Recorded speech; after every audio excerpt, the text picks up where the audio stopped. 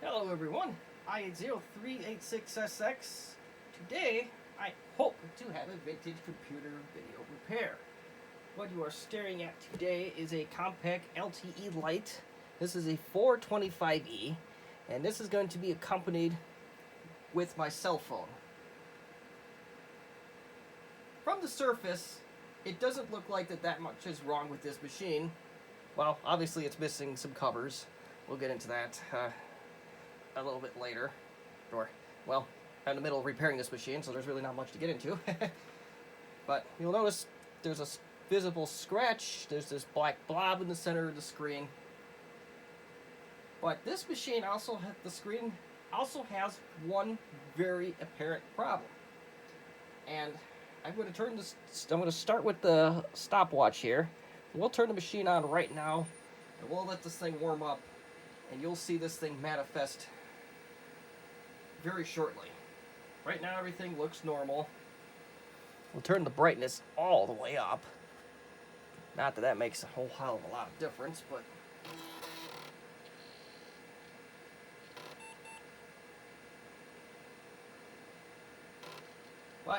this machine has kind of been a blessing in disguise. It came to me from the United Kingdom. It had a dead motherboard. I believe this was a water damaged one. I uploaded the results to YouTube at one point. I don't remember what all ended up happening with this, but I've been slowly restoring this particular machine back to a usable quality. And of course our stopwatch is going to turn off. I don't know why it wants to do that, but whatever. But yeah, so I don't even think the keyboard was good, but the hard drive wasn't good. There was basically nothing usable on this machine, if I remember correctly, outside of the physical plastics. But we found a motherboard on eBay, got it for probably like 30 bucks, got it in here. The trackball was missing, or at least the ball part of the trackball was missing. Found that for 30 bucks or so from CTE sales over in New Jersey. They got it over here in 2 days. That was great. Thought the trackball itself was completely dead, so oh well, we have a whole assembly, no harm, no foul. I think I have another machine here that may need that trackball anyway, so that's alright. But we got a hard drive, we had gobs of hard drives laying around. The plastics are mostly still good, and now we at least got this thing to a point where it's functional. And at this point we are at the 2-minute mark, and it hasn't manifested itself, but I want you to pay attention, real close attention to the corners. And if you have a 25E, a 425E like this one, or an LTE Elite 450E, you may have the same problem that may manifest itself very shortly here.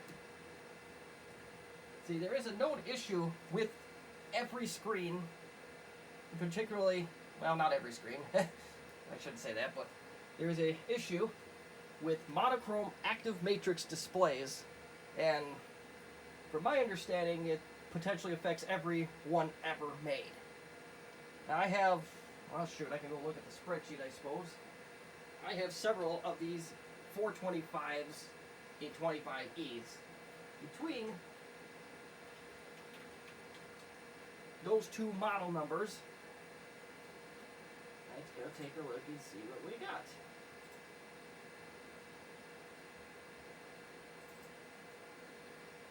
We got nothing fancy here in my documentation world, and we're just spreadsheets. And so, if you don't include this 25E that you are staring at right now, I have 6 of these machines. Both of my 25Es, the 386 variation, has the problem that is about to manifest itself. Outside of this 425E, the 4 that I do have that we're not talking about today, screens are perfectly fine, no issue whatsoever. And I can already tell, and I'm looking at this corner here, and I can already tell it's starting to happen. You can't yet, or maybe you can. Maybe if you have the camera corner just right. Yeah, so you look at the camera, you'll notice that the corners, if your eye is really good, we're at the 4-minute mark, and those corners are already starting to get dark. So what is this phenomenon exactly? This is known as screen tunneling, or tunnel vision. This is an issue that affects all monochrome active matrix displays. If you have a Compaq LTE Lite, if it has an E at the end of it, chances are you may experience this problem at one point or another. This is also a problem that is very common on the Powerbook 170, 180, I'm not positive on that latter one, but any Apple products or Macs that have active matrix monochrome displays will also experience this problem. Now, why am I saying that this is a blessing in disguise, that this machine is basically death here, or basically a blessing in disguise that it was basically what it was? Well, it's what I'm going to do to this screen in hopes of fixing it. This is a good experiment, because I have two 25Es with the same problem. So, there is a unknown fix. I couldn't verify either way if it was going to work or not, that if we put this screen in the oven, we have to take it out of the plastics, of course. We put it in the oven for a couple hours, that would get the impurities, or moisture, out of the screen. So that is my plan today. And now at this point, we are at not even at 6 minutes. We can tell this thing is really starting to go already. So if this screen dies, or if I boil it alive, I'll feel bad for maybe a minute. But beyond that, I know the screen was already done for, so I'm not going to be too worried if this baking trick doesn't work at all. Yeah, Windows protection there, whatever, cool. So now we have to take the screen plastics apart, because obviously if you put those into a hot oven, you will melt them, and then you're really going to be sorry. So let's get her done.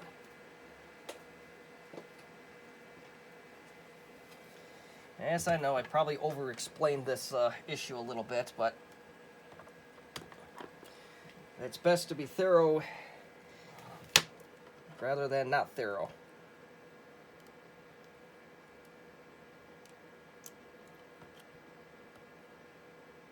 So we got to take these two little rubber feet or protectors off, whatever they may be called.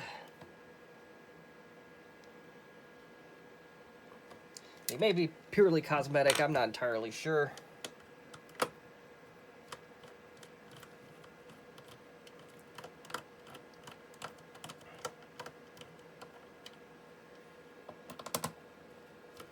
And I know you get to see more of me than you want to there.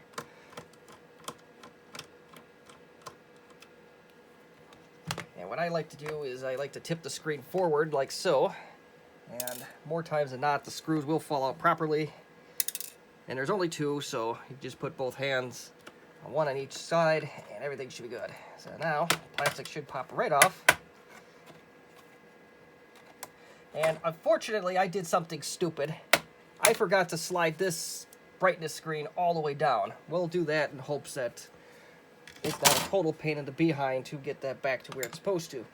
Now we have our screen exposed along with the wonderful ring of light there that nobody needed to see. So we want to take these 4 screws off next. Take them all the way out.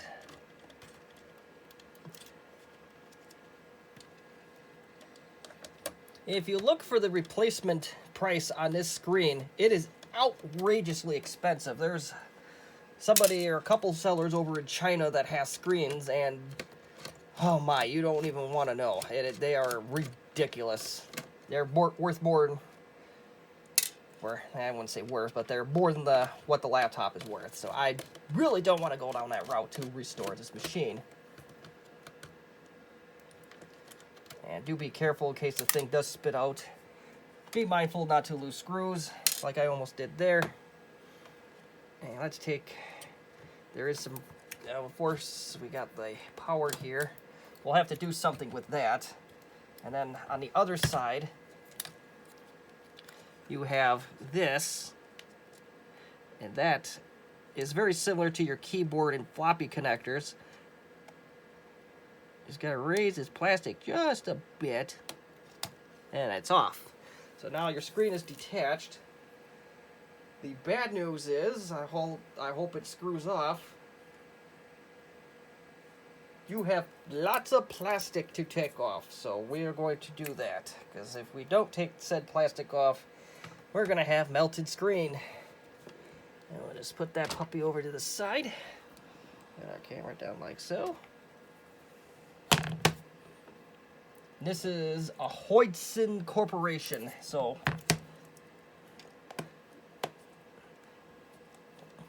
I don't know if they were the exclusive partner for monochrome active matrix displays or what the deal is with those screens, but and why they're also prone to impurities, but it is what it is.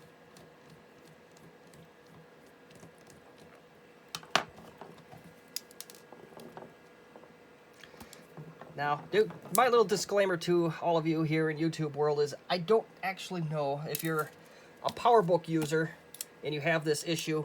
I don't know what model screen is in there. I don't know what the ribbon cables look like, as I never actually personally seen one of them in person. So I have no idea.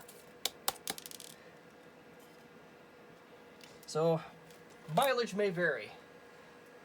So now there is some plastic tape that we do need to get off. I'll set that off to the side. I think that tape is pretty much not going to stick at this point, but you know, any clear tape will do, I believe, to replace that in case it doesn't. And okay, that's kind of interesting. The plastic holds the light in. Is that or did I completely screw this? Nope. So that's what the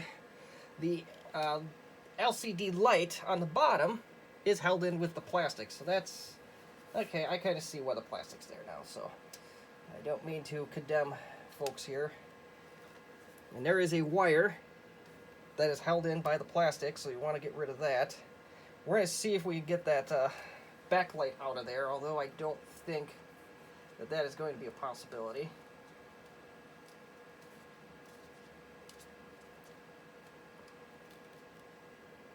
Plastic off to the side. Oh, it's taped on. It might be able to get rid of that. Let's see.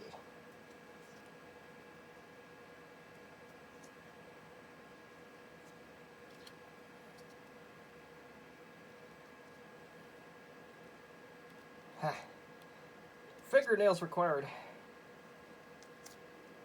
Oh, wait a minute.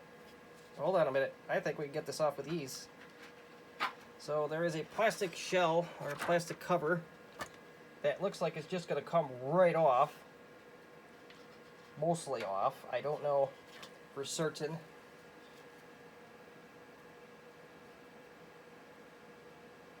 If the whole thing comes off, it looks like it mostly will, so we're going to try to do that. Yeah, there's a couple layers of this plastic sheet on here that I'm going to try and get as much of this off as humanly possible. And I do know, I am well aware that I am off camera at this time. So yeah, the sheet came right off. It is just held on by a couple. So it may sit loose, but I think that's your polarizing film. So now all we got to do is take the other side off.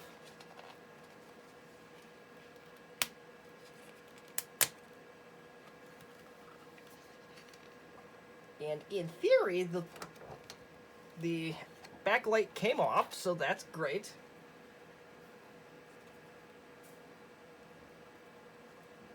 And now we just wear some adhesive away from taking this component out. So I do, again, have to reiterate that I am going into this basically blind.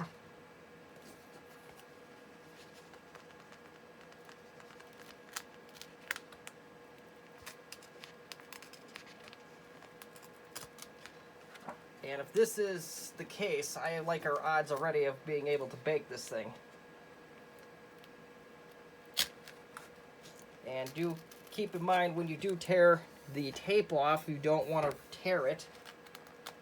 So slow and steady wins this race.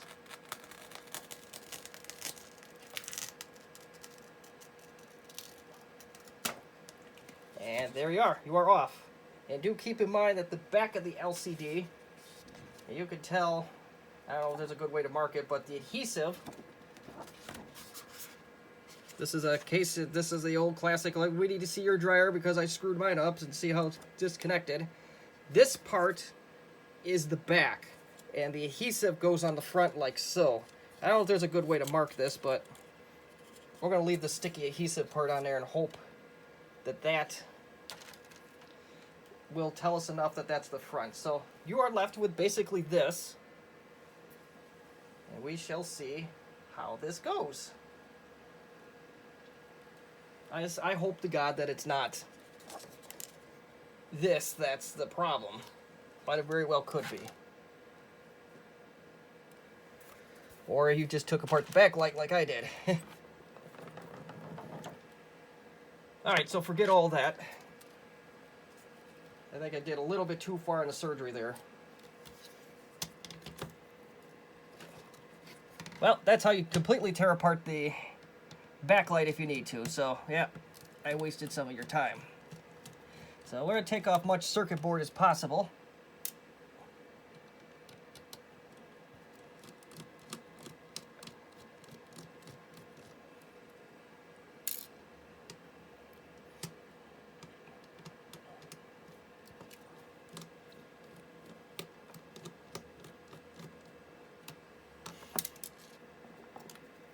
I don't know if it's going to be entirely possible to get this thing apart, but the less circuit boards we have in there, the less fragile components we have, the better. So, yes, this one's not going to be easy to do. Because right here we have 2 ribbon cables. We really should try and get those off. Now, I take that back, there's one. I am screwing up all sorts of on this video today. So if we can flip this thing, do a 180 as much as possible, it's very similar to, again, the keyboard and floppy connector. And this one's giving me all I can handle.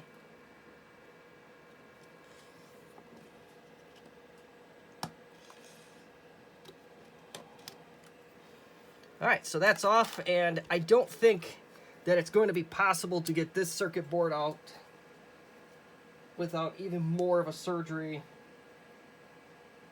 I'm trying to look at it here. Yeah, I don't think there's a real good way, so we'll do our absolute best to protect that with aluminum foil. It's unfortunate because of that ribbon cable being there. I kind of want to really get that circuit board out, but I do realize that that is not going to be a possibility. Next, we want to take any labels you may have off.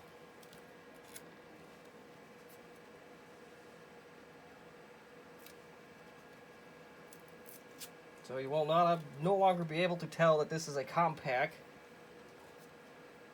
At least in my case, if you get the ribbon labels off without leaving a bunch of sticker residue, that is preferred, because that will stink your house up really bad. I was able to get that label out, so we're 2 for 3 anyway. So we got one more. We got a blue label here that I know I'm off camera, but if I don't save this one, I don't care either. This one's giving me all I can handle. And of course, it just basically just fell apart. Okay, not a big deal. And there you go. You have your screen. And we got to go waste some time a little bit with tearing apart the light, the backlight. So you don't need to do that. You just need to get the screen. That's the key here. This is the piece with the impurity. So now, our next step, that we have this down as far as we can, we're going to go to the kitchen, and we're going to bake a screen. Okay, so this is my oven. And this is going to be my second attempt to record this, as I had the TV on in the background when I did the first take of this, so the TV is now definitely off, and now we should be able to hear me a little bit better. So I took the liberty of protecting the existing cookie sheet with aluminum foil. I don't know what kind of damage, if any, is going to be sustained for it, so, you know, better safe than sorry. Even, you know, it's a dollar store pan, but, you know, I'm cheap, so let's keep our things protected. So, obviously, the two prerequisites here are going to be the cookie sheet, or baking sheet that your screen's going to fit on, and some good old-fashioned aluminum foil. Almost anything will do. And I have the Reynolds wrap here, and hey, look at that, it's made in the United States. I like that. So there is, and you'll notice that I have aluminum foil protecting this part too. This is the circuit board and ribbon cable are underneath there. So I have those covered up in the hopes that some of the heat will not go directly on that. I took a sheet maybe 6 inches, so that'd be about 15 centimeters if you're in the outside the United States. So in the case of the LTE Lite screen, you take this piece and you wrap it up like so, and you tuck it underneath in the hopes that that would actually protect something. That's the theory anyway that we're gonna go with. So, what do you want your oven to? If you're in the US and you go according to Fahrenheit, 212 is your key. If you have an analog oven with nothing but knobs like ours have here, just try to go 210, 215, 200. You want it near boiling point. And for the Celsius folks out there, 100 degrees Celsius, that one should be pretty easy for you. But we learned today that this oven does preheat to exactly 212 degrees. So, or really anything you want. So let's say you want to preheat this sucker to 347 degrees. You can do it. We're not going to do it, but we're going to go back to 212. And we're going to do this for exactly 2 hours. We're going to do the middle rack. So we are now going to go into our oven. And off to the races. We're going to do this for 2 hours. And I will be checking on this regularly, so... But we won't be waiting the whole 2 hours, but we'll see what happens at the end of the 2. And if anything does go majorly wrong before the 2 hours, well, we'll be up long before that. So that's it for now. We'll check in within 2 hours, or if anything goes wrong, whatever comes first. Alright, so we are a little less than halfway done with our cooking of the screen. And so far, everything appears to be in one piece. I know opening the oven door, it reduces the temperature by 25 degrees or so, but oh well. So, we will check on it again as we get closer to time, and then we shall go from there. Alright, we're down to 15 minutes roughly. Good news is we are still in one piece. Alright, we are down to 20 seconds, under 20 seconds now. And I think at this point we can safely shut the oven off. So, not going to lose much by that 10 seconds. I am going to take the screen out of the oven and we'll let it cool for approximately 20 to 30 minutes. I'm really interested to see what this screen looks like after we baked it. There is the obvious spot in the middle. I may have gotten bigger. I'm not entirely sure if that is the case, but... And then there's some artifacts that are... Well, that might be the aluminum foil, but at this time we're going to leave this guy sit flat like so for 20 to 30 minutes, and we'll see if we completely cooked the screen or if we actually fixed it. And let's hope it's not the backlight that we tore apart. Hopefully that's not the problem, but we shall see. Alright, we have our screen out of the oven. I did put the backlight back together in the hopes that I didn't damage it completely. And to my amazement, the ribbon cable, maybe I spoke too soon, it definitely did melt a little bit, but I think it's okay. So we'll just put that back the way we God intended to.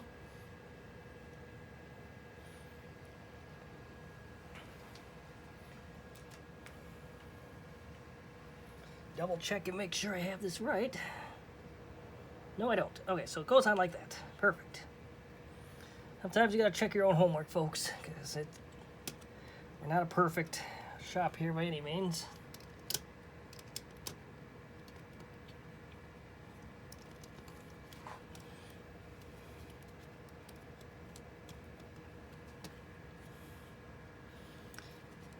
You gotta push it in all the way, and then you gotta get those tabs in. There you go. One side is in. So now, gingerly, carefully, whatever you want to call it, we put this in, put the 3 screws back in to this PCB.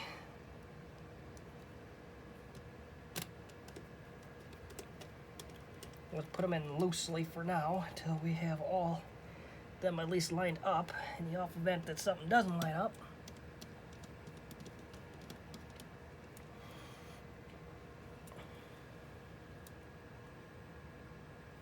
Trying to grab the 3rd screw, it's being easier said than done here.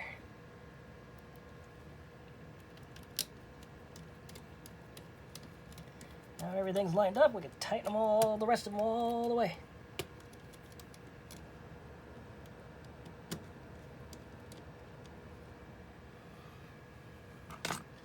Alright, so next is our backlight. That's in theory pretty straightforward. In theory.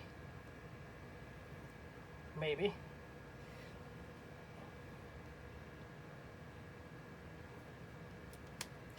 So I gotta figure this out myself here, because I'm looking for some screw holes here and I just don't see them. I think that is the correct formation here.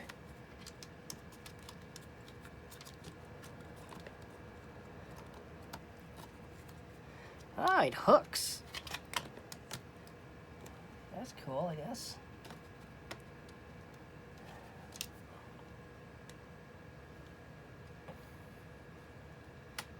I know I'm off camera at this point, but I'm trying to get... There's some hooks here. The point where my finger is, there's a hook there. I think it's supposed to hook on that, the plastic component, and then, in theory, you're supposed to be able to screw the other side down.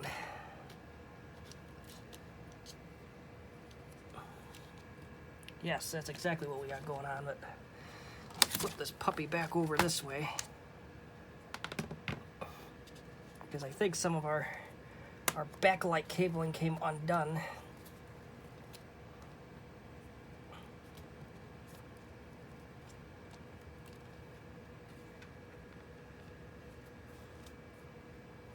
There we go. So make sure all this cabling is in tight, or tight as it can be. Within reason, don't pinch anything if you can all avoid it. I'm having a whale of a time with this, and now let's try hooking this again. Make sure where the hooks are supposed to go are free of obstruction.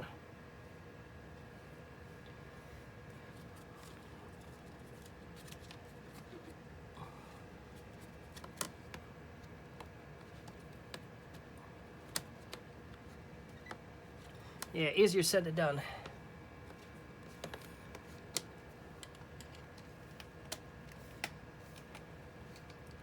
I think we got her. Got her hooked. There we go. We got her hooked. So, let's get the screws on. At this point, I don't think I'm going to worry about the tape that was on there. At least for testing purposes anyway. I just want to get this back together so we can actually test this.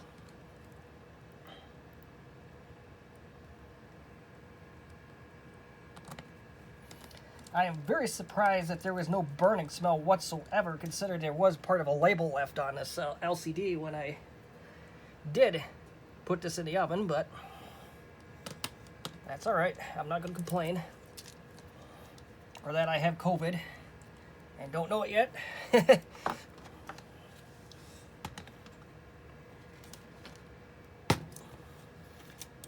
I was able to taste everything, so I don't know what the symptoms are with COVID. I think everything can be a symptom of COVID these days. yeah, these labels are not going to stick back on the screen. They are basically just staying there. They're basically paper at this point.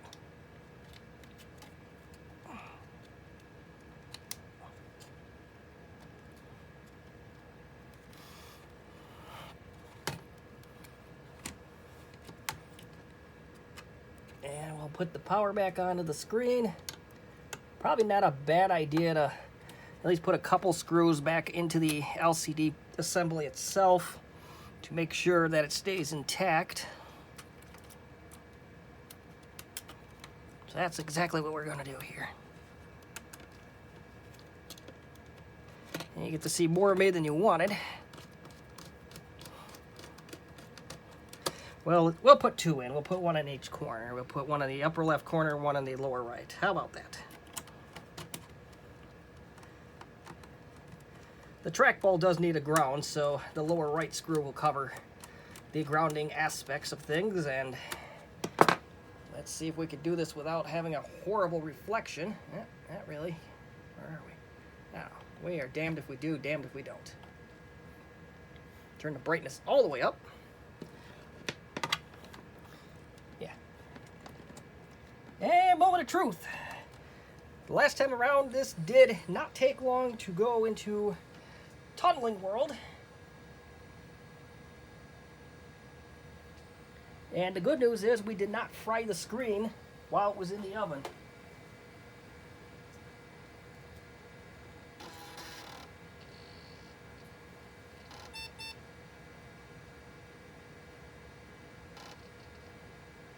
There is a possibility that this particular issue could be entirely the other thing I took apart. Yeah. Can't think what it's called. The backlight and its panel. That absolutely could be the culprit here, but we're going to find out in short order. This time around, we're going to take out my phone. Now, I do think this spot got bigger, but this was a test screen, and anything that does happen to this, I don't care about as much as I did state earlier.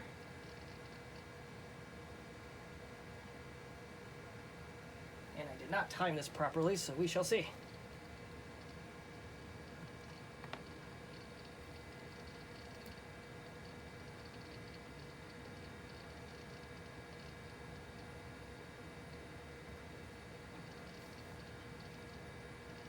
So in theory, if the results are exactly the same, we should see major tunneling in 4 minutes, 3 or 4 minutes, I would say. I think before I started the timer shortly before I turned the machine on, and we saw it around 4 or 5.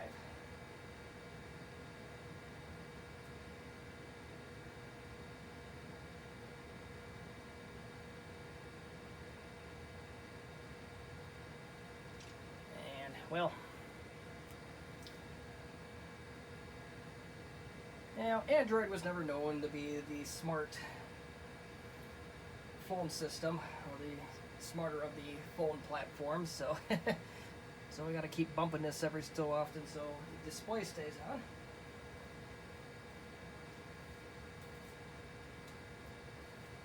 I'm sure there's a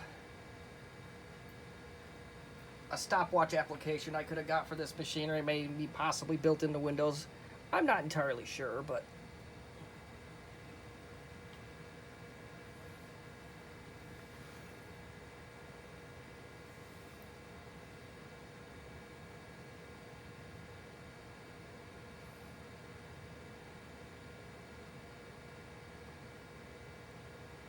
looking at it, I'm not sure. It may be starting to do it already. I can't exactly tell from the angle I'm looking at it.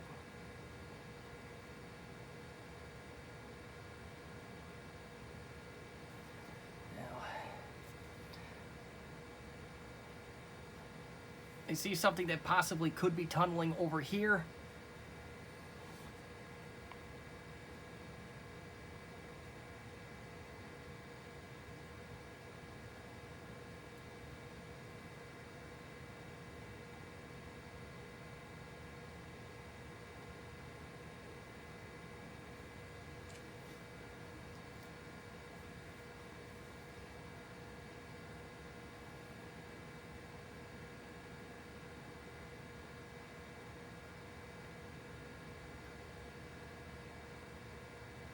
And one interesting thing to note about this screen, I did this with my 25Es. I actually took an image of that particular hard drive using Norton Ghost, and I think I had it on the docking station. And the machine was on for 24, 36 hours easily. And I had the screen shut, but there was no artifacts or defects whatsoever. So it's only when the screen has power for an extended period of time, then you'll see this phenomenon start to unfold.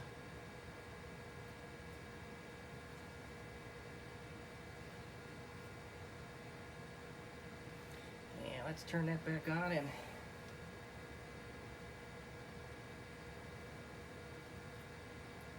I'll be honest, the result is a little inconclusive.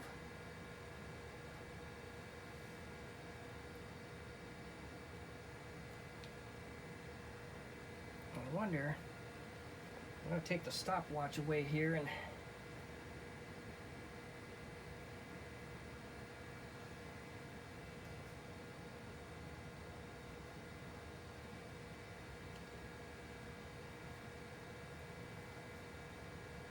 I definitely do see something in this corner starting to unfold.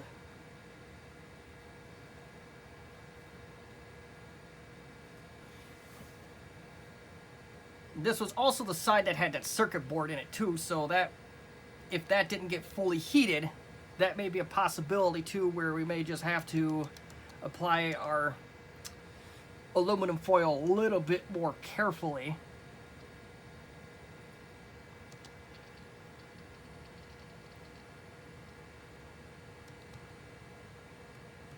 But we are at the 5-minute mark, and the effects at minimum are already significantly less.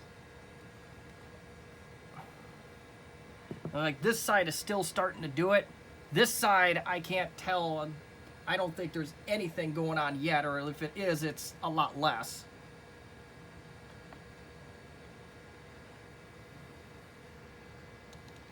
And I don't think there's any power settings that I can override here, as I'd like to keep the screen on for a while, but it doesn't look like that's going to be a possibility.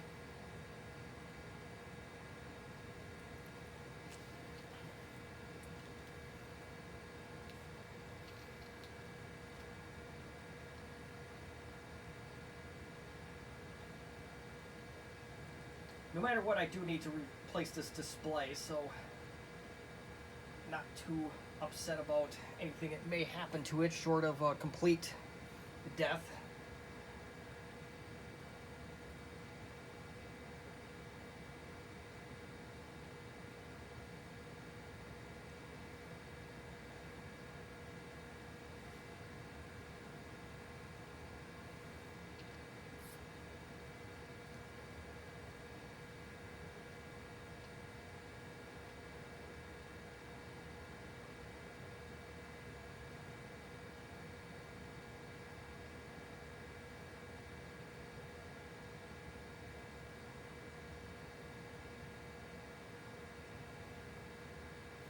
We are now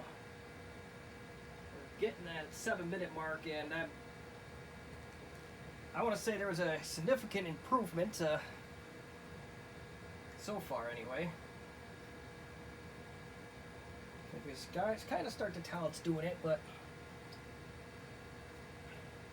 like before, like the clock at minute 7 was not, you couldn't see the clock anymore. Still a little bit of darkening in this corner, a little bit it's starting to go up here.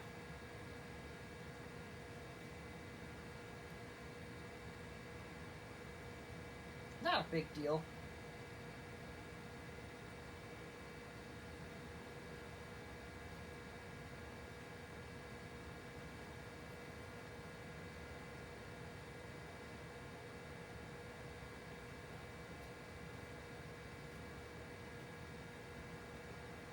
We'll give it till 10 and we'll see what happens at minute 10.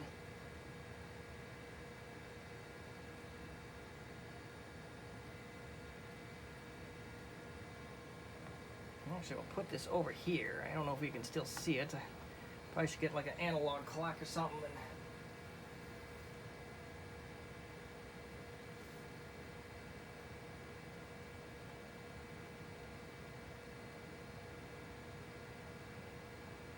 And yeah, now we're starting to notice a little bit of tunneling, but this was almost minute 8 before any significant effects started to happen.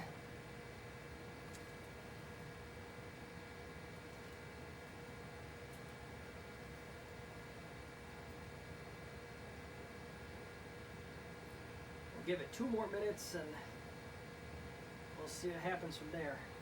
I know I probably got some tweaking to do. Maybe 212 wasn't enough.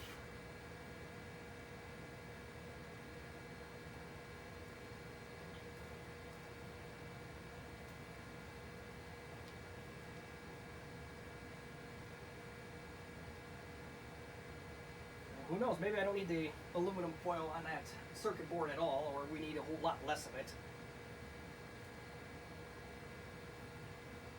Excuse it. So 1 more minute we'll give it.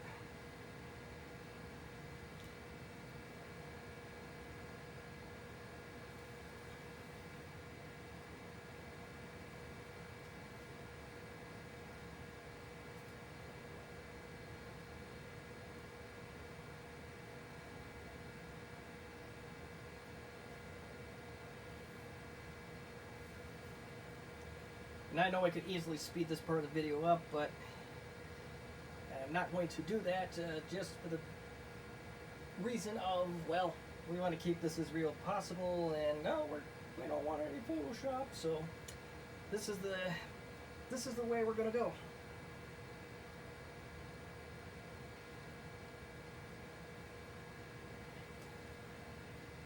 Okay, so that's close enough to the 10-minute mark, I think. I think you've waited long enough if you did actually wait.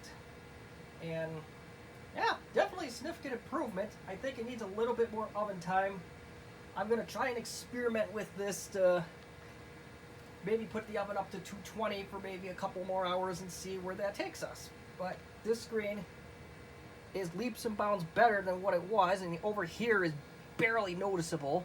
Over here is barely noticeable. It's mostly this side here where the aluminum foil was is still a problem. But it's a lot less of a problem than it was. So I'm going to say that baking the screen actually helped quite a bit.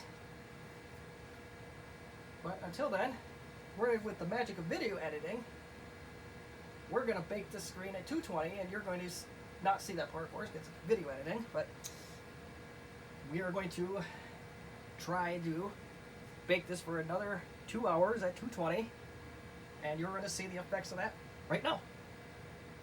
Okay, so I did another tour duty of oven time with this screen. We went at 220 degrees for 1 hour and 40 minutes. Running a little late on the day, so I cut time a little bit short, but we will see together if this thing is completely fried, improved, or about the same.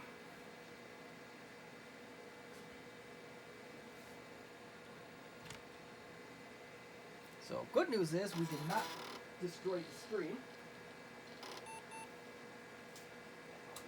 Turn some of this lighting off, but to see if we can. But so far so good. I think the black dot in the center got a little bit bigger, but that's okay. This is a good test corpse.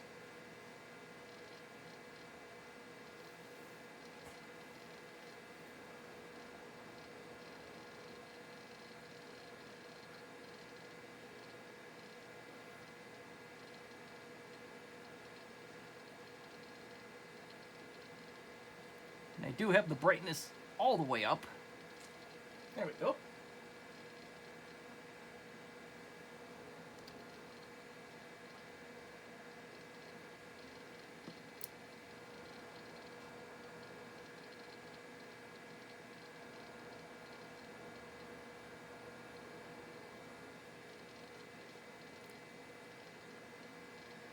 And yes, this part number is so rare, or it's rare enough to the point where I put in this Compaq part number on eBay while I was waiting, and I returned no results.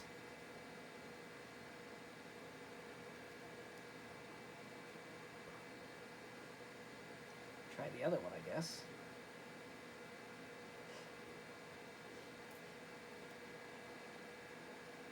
No joy. As you can tell right now, the time is currently 7:58. So what we'll do here, we'll revisit this in a half hour. I don't know what's going to happen with the screen itself, if that's going to shut off. I know the Compaq LTEs have their own magic in terms of how they do power management. Whatever you put in the Windows, unless you use their special tool, generally doesn't work. There may be a tool for Windows. Oh, I might have lied to myself just now. Let's see. There is a Power 95. What does that do? Oh, there is. Oh, we do have the power utilities on here. But it don't work.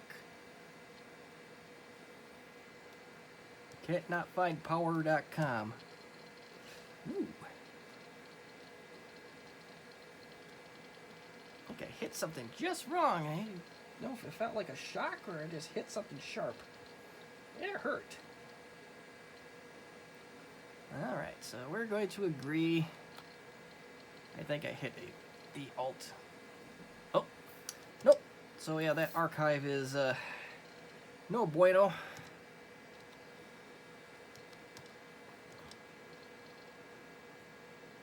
I should have timed this. Well, I guess I kind of got a timer going. Might as well delete that archive.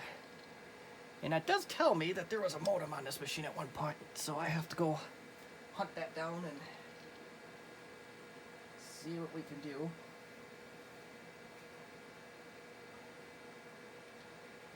Early returns indicate that there is an improvement. I pretty much turned this machine on right away as soon as I turn the camera on. We'll give it 2 more minutes here. We'll see if there's a noticeable shade over here. It doesn't seem to be just yet.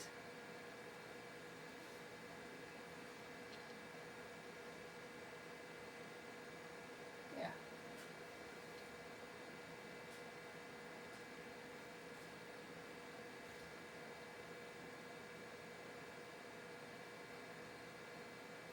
Yeah, it's hard to say just from looking at certain angles if there is an improvement or not. If I look square at it, it's really hard to tell. But if it didn't have this unfortunate dot in the center, and if this actually does cure it or partially cure it to a point where I can use this machine for maybe an hour here and there, I'd be satisfied with the end result. But I don't know.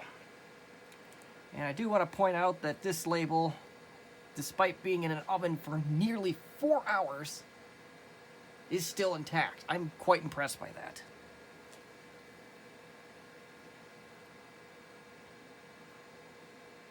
And I'm impressed that this thing, even with the circuit boards being in an oven for nearly 4 hours, still worked.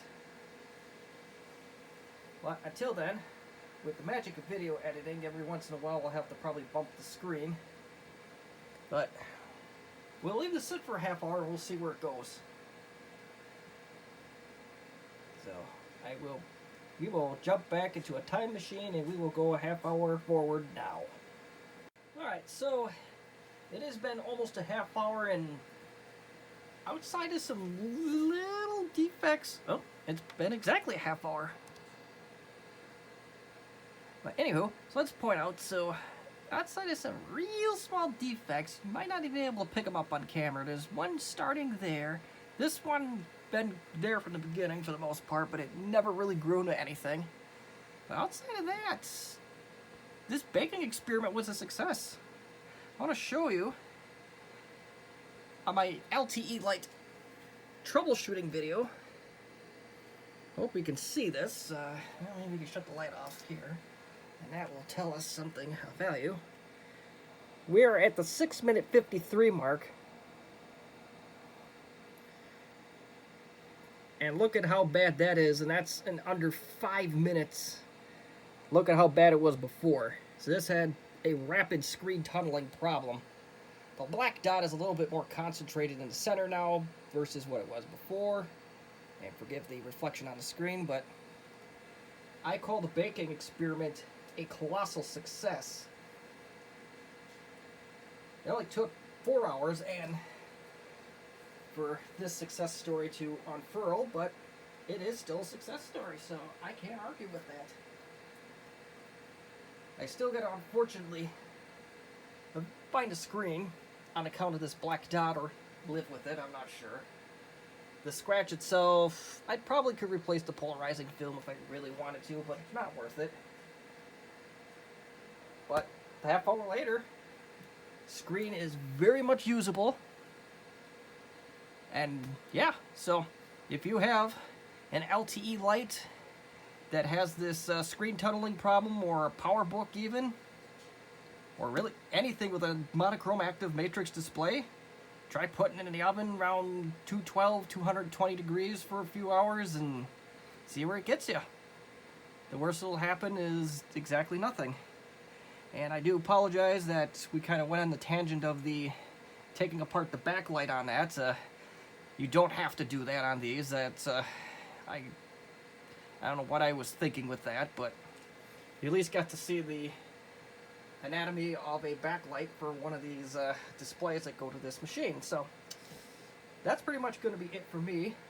I'm very happy that this worked because I have 2 more machines that have this problem. I have a 25E from the UK, and my very first LTE Lite also has the problem, but the next one we're going to bake is going to be the 25E from the UK, because that one has a rapid problem like this one. Must be very humid up there, or they had a quality control problem across the pond. I'm not sure, but I will do the best to answer any questions you may have.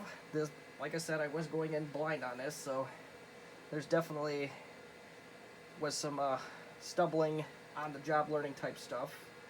But if you have any questions, comments, constructive criticism, any educational pointers or things that worked better versus things that didn't work, please leave them in the comments section. And I always thank you for joining in on this long ride. I appreciate it, and have a good one.